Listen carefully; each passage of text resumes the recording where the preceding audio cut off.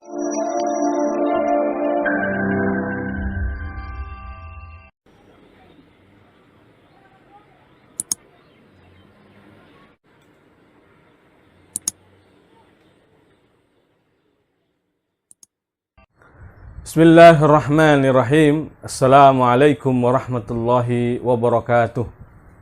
Innal hamdalillah nahmaduhu wa nasta'inuhu wa nastaghfiruh wa na'udzu billahi min shururi anfusina wa sayyiati a'malina. May yahdihillahu fala mudhillalah wa may yudlilhu fala hadiyalah.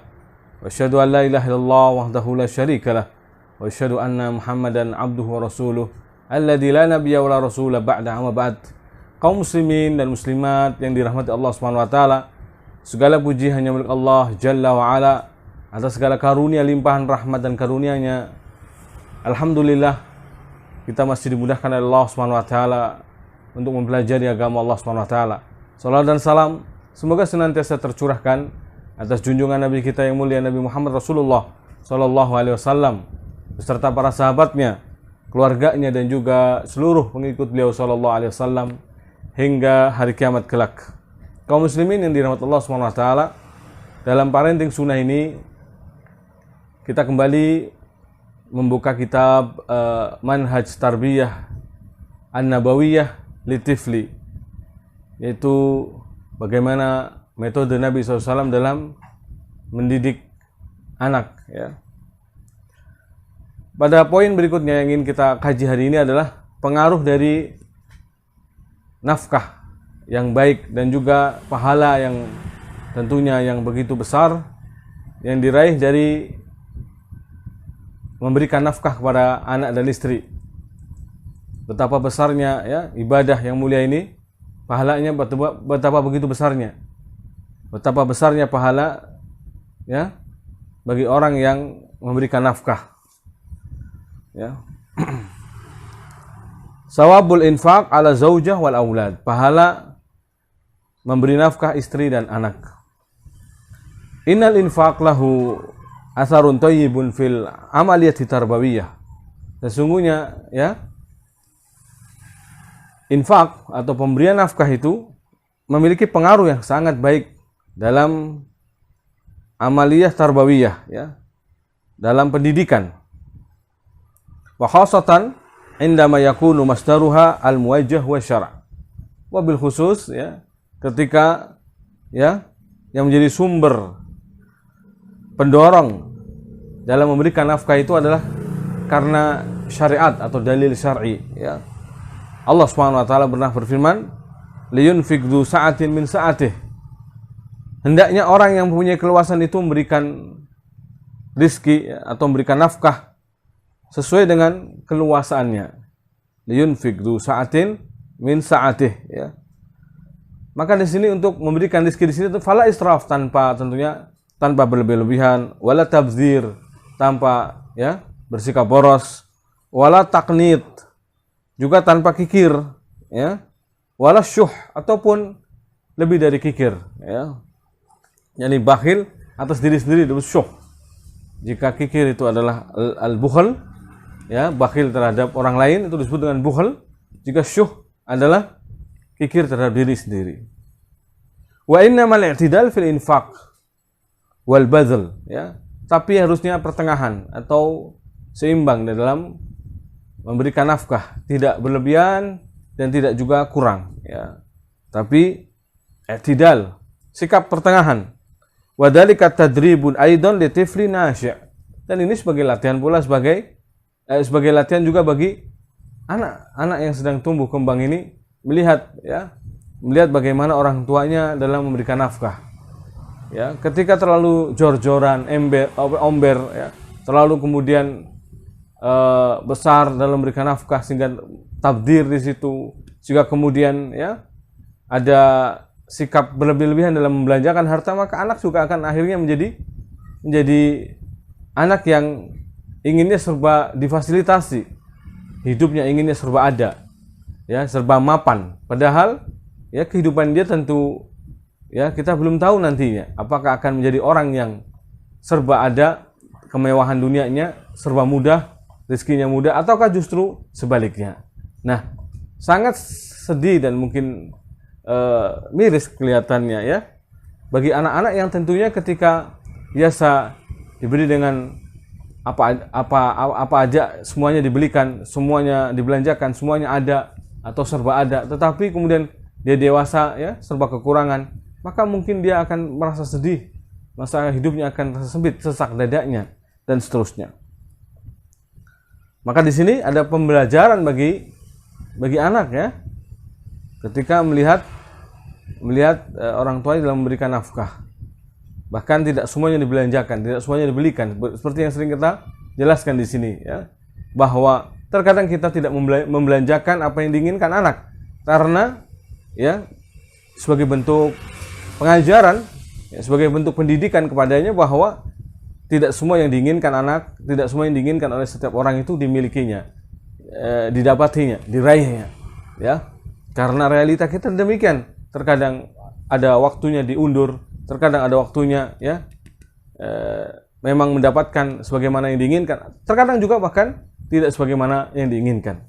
Ini realita kehidupan ya, dari kehidupan seorang anak Adam. Maka demikianlah kita mengajarkan pada anak-anak kita hal yang demikian agar mereka juga senantiasa ya siap untuk menghadapi kehidupan yang real, yang nyata pada kehidupannya kelak saat dia dewasa. Nah, maka ini sebagai bentuk pengajaran sekaligus ya pendidikan dalam membelanjakan harta ya, pengaturan dengan kadar kemampuan sekaligus sebagai bentuk pengaturan yang baik mengenai perekonomian rumah tangga ya. Wal idarah jaidah lil iqtisad al manzili, mengatur ekonomi yang baik dalam ekonomi rumah tangga ya. Mengatur dengan pengaturan yang baik, memanage keuangan dengan manajemen yang baik dalam memanage keuangan rumah tangga ya. Ini maka di sini terdapat hadis-hadis yang sangat banyak masyarakat muslimin tentang anjuran untuk infak, bahkan ini termasuk suatu yang berpahala ya. Bahkan didahulukan atas semua sedekah, didahulukan atas semua sedekah ya. Ini sedekah yang paling afdal dan bahkan hukumnya wajib. Karena ya bagi seorang suami yang menjadi pemimpin rumah tangga, dia dibebani dengan hal ini. Dia wajib untuk melakukan hal ini. Ya. Imam Muslim meriwayatkan dari sahabat Abu Hurairah radhiyallahu ta'ala anhu, dia berkata Rasulullah sallallahu alaihi wasallam bersabda, "Dinarun anfaqtahu fi sabilillah, dinarun anfaqtahu fi raqabah, wa dinarun tasaddaq bihi 'alal miskin, wa dinarun anfaqtahu 'ala ahlik, alladzi a'dhamu ajran alladzi anfaqtahu 'ala ahlik." Ya. Dinar yang kau infakkan di jalan Allah, dinar yang kau infakkan untuk membebaskan budak, dinar yang kau sedekahkan pada orang miskin, dan dinar yang kau belanjakan, engkau nafkahkan kepada anak istrimu, keluargamu, yang paling besar pahalanya adalah yang kau nafkahkan kepada anak istrimu. Ya. Subhanallah ya. Maka betapa besarnya pahala orang-orang yang membelanjakan hartanya untuk memberikan nafkah kepada anak istrinya. Bahkan di sini dikatakan lebih afdal dari jihad, lebih utama dari jihad. Karena jihad kita tahu hukumnya fardu kifayah secara umum, ya. Fardu ain akan pada suatu keadaan tertentu di mana umat Islam misalkan diperangi, maka pada waktu itu menjadi fardu ain. Ya, di sebuah tempat misalkan di negeri kita misalkan diperangi, maka kita sebagai umat muslim Indonesia menjadi fardu ain pada waktu itu jihad. Tapi saat negeri aman, damai, ya, yang mungkin diperangi di tempat-tempat lain ya, yang jauh dari negeri dan negara kita, maka hukumnya fardu kifayah. Maka tentu saat fardu kifayah, ya, jihad saat hukumnya fardu kifayah, amalan ini turun derajatnya pahalanya.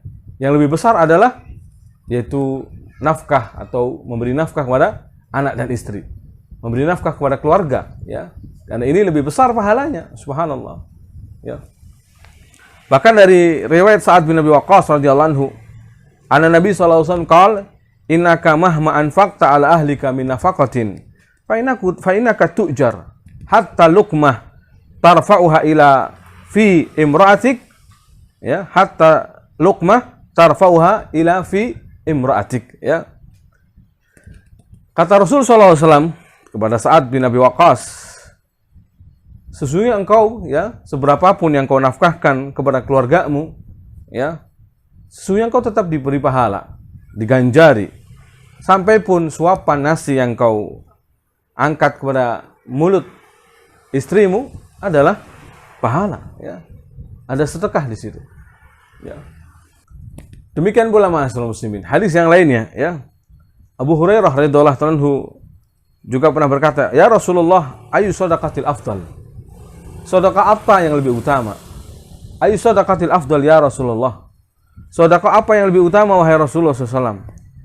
Ya. Yaitu jahdul mukil. Yaitu engkau bersedekah meskipun sedikit, bersungguh-sungguh dalam bersedekah meskipun sedikit, bersungguh-sungguh dalam memberi sekalipun sedikit. Fa'in wabda biman ta'ul. Kemudian Nabi SAW mengatakan wabda biman ta'ul, dan mulailah ya dari yang menjadi tanggunganmu. Jadi yakni maksudnya mulailah sedekah itu dari yang menjadi tanggunganmu. Subhanallah. Yang menjadi tanggungan kita adalah anak istri kita, ya. Maka memulai sedekah kepada mereka adalah pahalanya lebih besar daripada kepada yang lainnya, ya. Hadis ini diriwayatkan Imam Hakim dalam Mustadraknya. Dan beliau berkata hadis ini sahih sebagaimana syarat, sesuai dengan syarat Muslim. Meskipun Muslim dan Bukhari tidak mengeluarkannya, atau Bukhari dan Muslim tidak mengeluarkan hadis ini. Dan hadis ini disepakati kesahihannya juga oleh Imam Adz-Dzahabi, dan juga hadis ini dikatakan oleh Imam Ahmad. Dalam hadis yang lainnya, Imam Ahmad meriwayatkan dari Miqdam bin Ma'di Karib radhiyallahu anhu, Qala Rasulullah SAW di sini, ya, Rasul bersabda, "Ma'at amta nafsaka fahuwa laka shadaqah." Apa yang engkau berikan untuk dirimu, engkau beri makan untuk dirimu, ya, engkau belanjakan untuk dirimu sendiri, itu sedekah.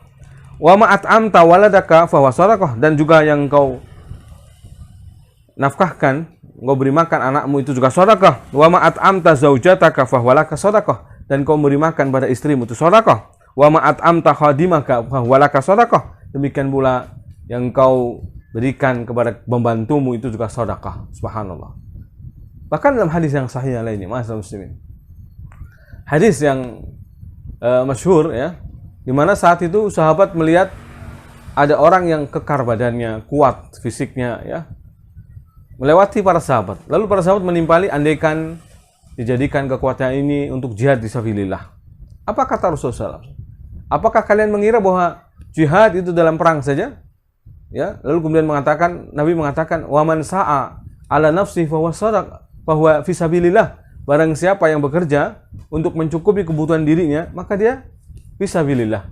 Wa man sa'a ala iyalihi fahuwa fisabilillah. Barang siapa bekerja untuk mencukupi kebutuhan keluarganya, maka fahuwa fisabilillah. Maka dia di jalan Allah Subhanahu wa taala. Wa man sa'a ala walidayhi fahuwa fisabilillah. Barang siapa bekerja untuk memenuhi kebutuhan kedua orang tuanya, maka dia di jalan Allah Subhanahu wa taala. Bahkan barang siapa yang bekerja untuk mencukupi kebutuhan dirinya, hatta la yatakafa anin nas, agar dia tidak minta-minta di hadapan manusia, fahuwa fisabilillah, maka dia di jalan Allah Subhanahu wa taala. Ini yang sering terlupakan. Orang memandang bahwa perkara seperti ini bukan jihad, bukan amalan yang besar, bukan amalan yang agung. Padahal ini amalan agung. Karena bagaimana kita akan sukses dalam mendidik, mentarbiyah anak-anak kita, kalau anak-anak kita ini dalam kondisi kelaparan, ya, dalam kondisi kesusahan, dalam kondisi serba kekurangan, ya, tarbiyah mereka tidak akan sempurna, ya. Mereka akan sibuk memikirkan dunia dan dunia, sibuk memikirkan bagaimana makan hari ini, ya. Maka seorang suami harus bersungguh-sungguh, dan ini adalah amalan besar. Ini ibadah yang agung. Memberi nafkah itu adalah ibadah yang mulia, ibadah yang besar pahalanya. Dia tidak boleh menganggap sepele bab ini.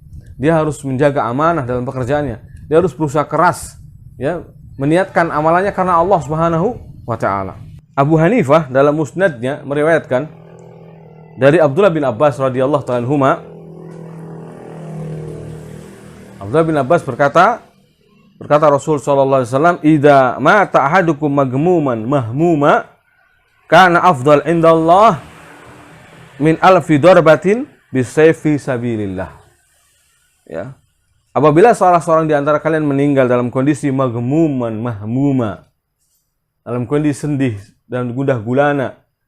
Maksudnya sedih dan gundah gulana karena memikirkan mencari pekerjaan yang halal, mencari penghasilan yang halal, ya, untuk memberikan nafkah dengan yang halal, maka itu lebih afdal di sisi Allah Subhanahu wa taala daripada 1000 sabetan pedang di jalan Allah Subhanahu wa taala. Di sini lihat penjelasan dari Al-Alamah Mula Ali Al-Qari dalam menjelaskan hadis yang mulia ini.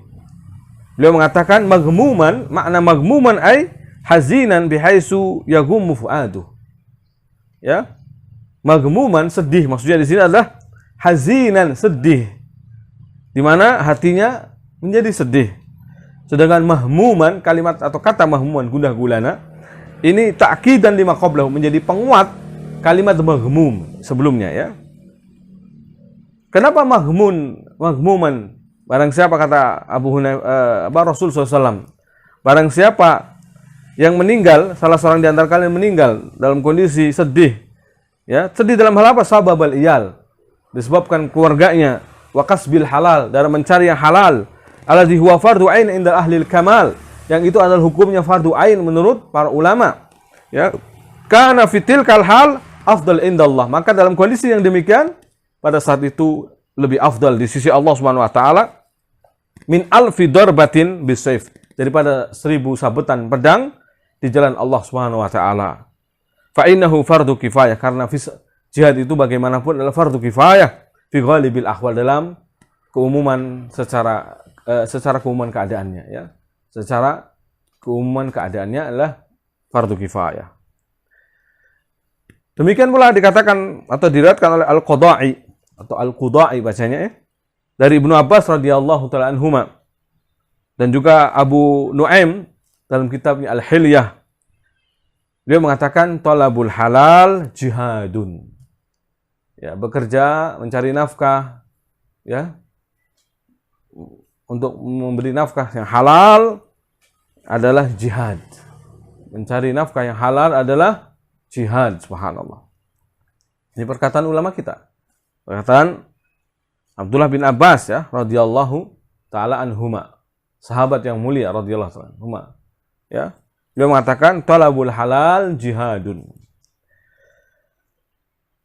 Perkataan yang serupa dikatakan pula oleh Abdullah bin Mas'ud dalam riwayat Tabrani. Tabrani dalam meriwayatkan dari Abdullah bin Mas'ud bahwa Abdullah bin Mas'ud pernah mengatakan talabul halal fardhatun. Ya, mencari nafkah yang halal itu adalah fardhah, ibadah fardu. Ibadah fardu, ya. Anas bin Malik juga mengatakan sebagaimana diriwayatkan oleh Dailami, talabul halal wajibun ala kulli muslim. Mencari yang halal itu wajib atas setiap muslim. Anas bin Malik pernah mengatakan, ya, bagaimana diriwayatkan oleh Ibnu Asakir, man mata kalan fi talabil halal mata maghfuran lahu.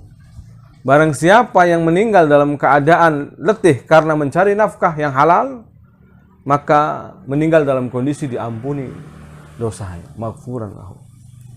Yakni asar-asar seperti ini memang perlu diteliti akan kesahihannya, ya, tetapi setidaknya andaikan ini tidak sahih, berarti adalah ucapan salaf, ya, yang berikutnya. Jika ini benar, ya, dan sahih dari mereka para salaf, ya, maka sungguh menakjubkan. Nah, dalam hadis yang sahih juga, ya, sahih isnadnya, ya, dari Ibnu Umar radhiyallahu taala anhuma, qala Rasulullah SAW, Rasulullah bersabda, kafa bil mar'i isman an yudayyi'a man yaqut. Cukuplah seorang dikatakan berdosa ketika menyia-nyiakan yang menjadi tanggungan baginya. Mencari nafkah itu tanggungan suami, ya. Ketika dia menyia-nyiakannya, maka dia berdosa. Ketika dia mengabaikan bab ini, ya, enggan mencari nafkah, berleha-leha di rumahnya, ya, padahal pada hari ini mungkin pendidikan juga tidak mudah, ya. Bukan hanya soal mendidik di rumahnya sendiri. Dia jika dia mampu, jika tidak maka dia harus ya, mencarikan tempat yang layak dan baik bagi anak-anaknya. Dan tentu ini butuh biaya yang besar. Bagaimana juga perkataan Imam Syafi'i, ya, bahwa belajar itu butuh bulughah atau modal dana, ya. Maka ini berarti pembiayaan yang harus dicari bagi seorang kepala rumah tangga atau suami dalam memenuhi kebutuhan mereka, memenuhi kebutuhan pendidikan. Karena pendidikan pada saat ini, ya, adalah kebutuhan primer, ya, bukan lagi sekunder, tapi primer. Apalagi pendidikan agama. Pendidikan agama adalah pendidikan primer, ya. Masyaallah muslimin yang dirahmati Allah Subhanahu wa taala. Dan dalam hal ini bukan hanya bagi suami, ya. Jika istri punya kelonggaran rezeki, ya.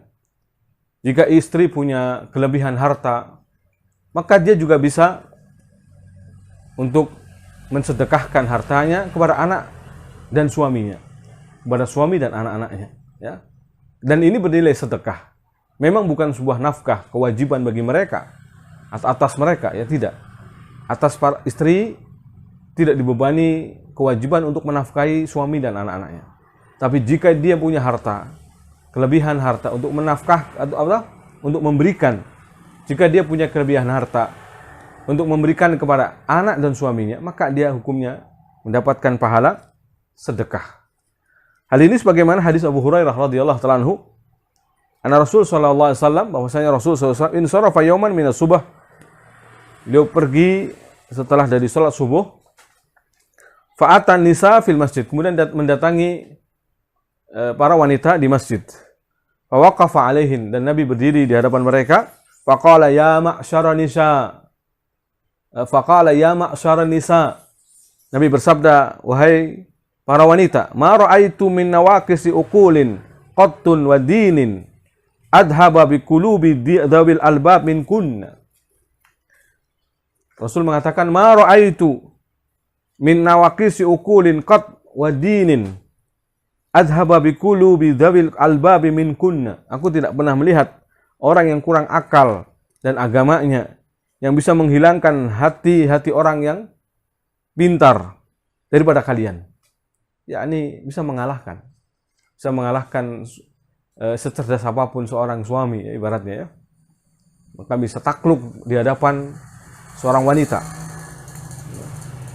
Meskipun seorang yang gagah, kuat, perkasa, ya, tapi kalau sudah di hadapan istrinya sudah kalah, sudah manut mengikuti apa yang biasanya diinginkan oleh istrinya, ya. Wa ini qad ra'aitu annakuna aktsaru ahli nar yaumal qiyamah. Nabi kemudian mengatakan, dan aku melihat kalian adalah penghuni neraka terbesar pada hari kiamat. Fataqarrabna ila Allah bimastata'tunna, maka mendekatkanlah diri kalian kepada Allah Subhanahu wa taala dengan apa yang kalian mampu. Wa kana fi nisa imraati Abdullah bin Mas'ud, dan di sana ternyata ketika Nabi SAW bersabda dengan sabdanya ini, di tengah-tengah mereka ada istri dari Abdullah bin Mas'ud radhiyallahu ta'ala anhu.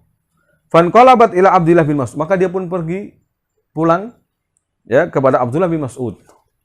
Fa akhbarathu bima sami'at min Rasulillah sallallahu alaihi wasallam. Dia pun menghabarkan apa yang dia dengar dari baginda Rasul sallallahu alaihi wasallam. Fa akhadat khulliyaha, lalu dia pun mengambil perhiasannya. Faqala Ibnu Mas'ud, Abdullah bin Mas'ud sebagai suaminya bertanya, "Aina tadhhabina bihadzal hulli?" Hendak pergi kemana dengan perhiasan ini? Qalat, "Attaqarrabu bihi ila Allah wa rasulih." Aku hendak mendekatkan diri kepada Allah dan Rasulnya dengan amalan perhiasan ini, ya. Qala waihaki, ya. Kata Abdullah bin Mas'ud, diam, tidaklah, ya. Kemudian Abdullah bin Mas'ud berkata kepadanya, waihaki halumi, kemarilah, ya. Kemarilah, ya. Halumi. Tasaddaqi bihi alayya wa ala waladi.